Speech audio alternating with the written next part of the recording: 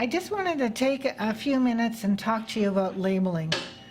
Labeling is so important. It's like documentation. It wasn't documented, it wasn't done. So you want to be sure you label, of course, according to what your policy at the facility that you're at. And since you're in the student lab, my policy is that you need to be sure that anything that you use is, you can at any point in time go back and know what's in that test tube, that test cassette, because that's how mistakes are made if you aren't labeling and you're trying to rely on your memory, because you'll get interrupted. People will try to be helpful and move things around, so always label. So in blood banking, anytime that you're going to make a cell suspension, you're going to want to make sure that your tube that you're making that cell suspension has complete name of the person and a medical record, because that sample then becomes key to making sure that those cells are from this patient. However, so that's for the cell suspension. So in this case, I'm actually using myself without my hyphenated name, because that's how the label is. So it would be Canette, Sonja, and my medical record number is 9996696. And even before you start labeling your tubes, in the real world, you'd have your computer screen, and you want to be sure you're up to your computer screen and everything matches. And in our case, we're using paper copies, so we want to be sure that we never ever put any information down on a blank worksheet. We always have the person's name and information on it.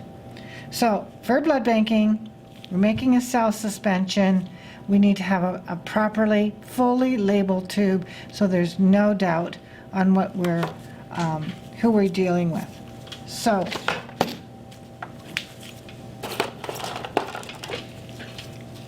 you always refer to your standard SOPs. I'm just trying to get a couple of drops of this whole blood, because I'm eventually going to show you how to use the immunofuge, and then we have our sample all ready to go. Okay, so labeling of your cell suspension. Now, when you're doing a type, you don't again need to write an essay onto each of the tube. So you need a minimum of 4 letters of your patient's name, your donor, your donor unit. You need to be sure that you have clear identification. So in my case here, even though I have Canette is 5 letters, you can do Kane. It might just be quick and easy to put the T in there, because you also wanted to associate your tubes with a real person.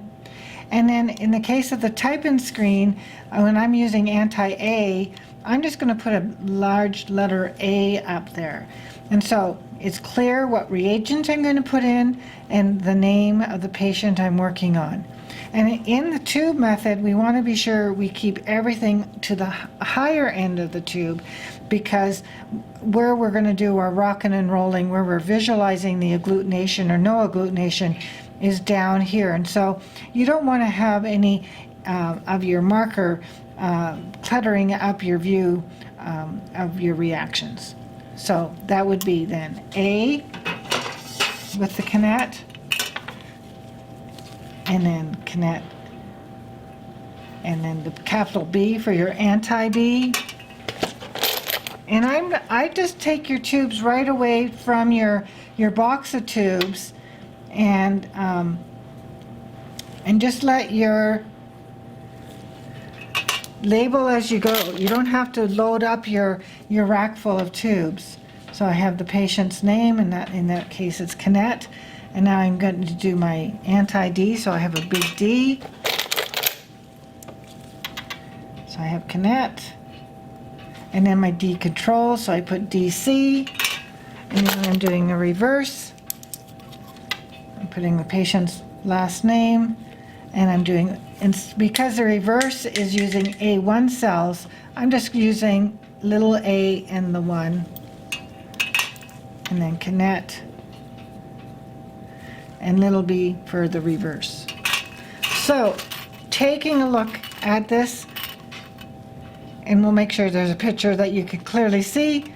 You want to have patient information and what reagents you're going to be putting into your into your tubes.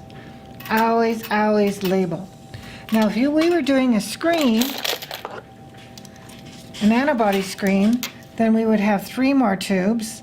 Again, patient name, number 1 for screening cell 1, patient name, screening cell 2, patient name, screening cell 3. Again, you don't have to write an essay, just enough to make things right and clear. Now, when you're doing our compatibility testing, so actually our compatibility testing is our forward, our reverse, our antibody screen, and then we're going to do a cross-match tube. So sometimes in our demonstrations or in our SOPs, we put an XM for a cross-match. Well, that's not good enough if you're actually doing a cross-match on the patient. In order to have it very clear what's going into the tube, for a cross-match, you're always using patient plasma and donor cells. So you want to be sure that the donor number, so you take the unit, the segment off the unit, you're going to make its own cell suspension. That has the complete unit number on it.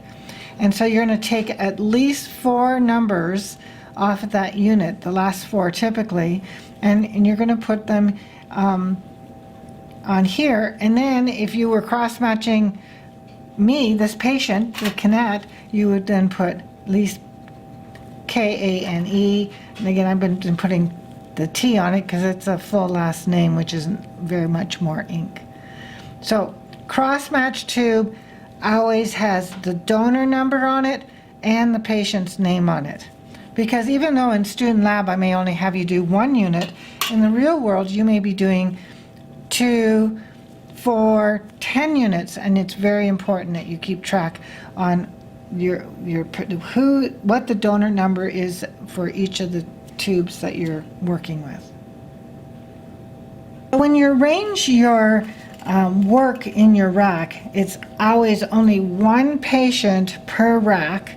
And really, if you're dealing with a computer screen, you only want to work with 1 patient. You have 1 workstation, so at any one time, you're only dealing with 1 patient. And so there's many ways to arrange your rack and how you're going to do your work. I strongly suggest that you arrange it in the order that you're going to do the testing that goes onto your worksheet or into your computer screen. And I also like to think about what is going into my various tubes. And so with the forward type, we're dealing with cells. And so you have your rack that have your tubes that you're going to eventually put your reagents. So your reagents, anti-A, anti-B, anti-D, and the D control.